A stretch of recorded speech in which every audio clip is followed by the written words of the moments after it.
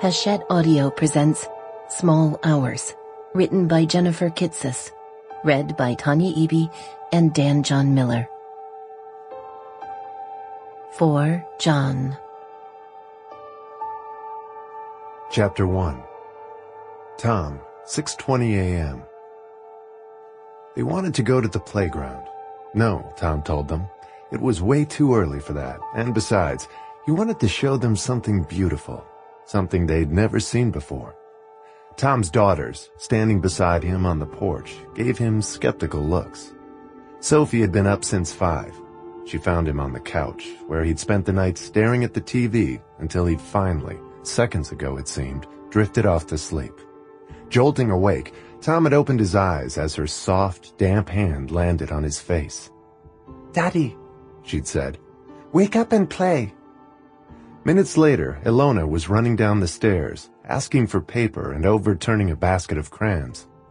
The girls were 3 years old and had been up before dawn every day that week. Today, Tom decided, he would make the best of it. While Helen got a chance to recover from her late nights and deadlines, he would take their daughters out for a little adventure.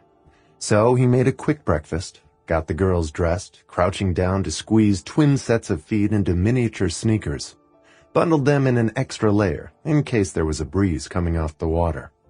Before ushering them out the door, he left a note on the kitchen table. "Taking the girls out. Back soon." And they were off. Next door, at Carl and Jackie's house, a purple light glowed in the basement, where Jackie's son, Nick, was probably listening to music and getting stoned. Lucky Nick. In the driveway, illuminated by a security light, was the old Chevy Nova that belonged to Nick's girlfriend. There was a crumpled takeout bag in the passenger seat and a pack of cigarettes on the dashboard. Tom had once had a '73 Nova. He had loved that car. Of course, that was a lifetime ago. He unlocked the second-hand Ford Taurus wagon he'd bought when they moved out here. The girls climbed into the back. As he buckled them into their car seats, he gave them his brightest, most enthusiastic smile. "Ready?" he said. "We'd better hurry. We don't want to miss it." His daughters stared out at the dark sky and said nothing.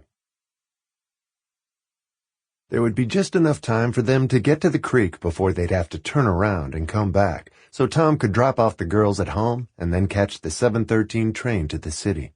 He had to be in the newsroom by 9 o'clock, and not a minute later. But he wasn't going to let that bother him right now. He was glad they were doing that. Sample complete. Ready to continue?